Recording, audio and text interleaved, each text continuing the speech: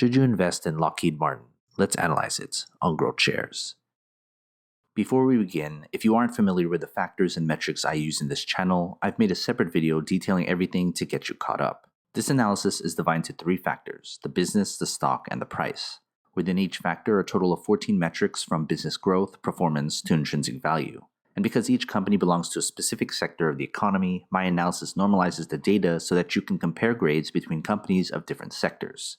Each of the 3 factors and 14 metrics are given a grade from 1 to 100, with 51 to 60 being considered average. When we've got all 3 factors graded, we combine them to get our final grade. Most companies will fall into that average range, since most companies are indeed average long-term investments.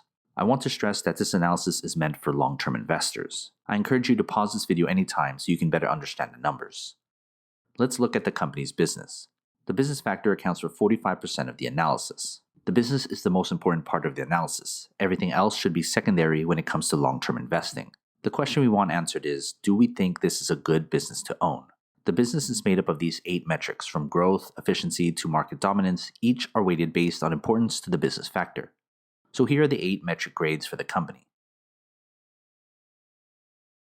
And when we put them together, we get the company's business grade.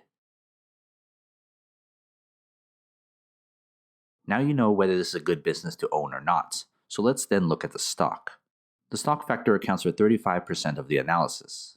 The stock is important because we want to know if investors see value in the same business. We still want a return on our investment.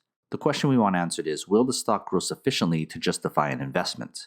The stock is made up of these 5 metrics, from performance, dividends, to Wall Street analysis. Each are weighted based on importance to the stock factor. So here are the 5 metric grades for the company. And when we put them together, we get the company's stock grade. Now that we know the business and the stock, we want to then look at the price. The price factor accounts for 20% of the analysis. The price is important because it tells us whether the company's stock price is attractive enough for us to buy in. The question we want answered is, what is the most we'll pay for the company's stock? The price is made up of only one metric, the intrinsic value, or fair value price of the company's stock. Here's the company's price grade and fair value price per share.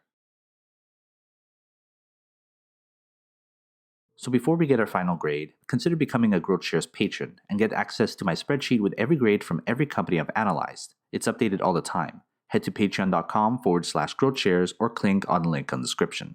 Let's put our 3 factors together to get our company's final grade. And here is our company's final grade. This analysis uses public financial data and a proprietary algorithm to come up with the company's grades. But what are your thoughts? Do you agree? Comment below. Want to talk business? Email me and follow the instructions on the screen. Invest wisely, and as always, take care of your money.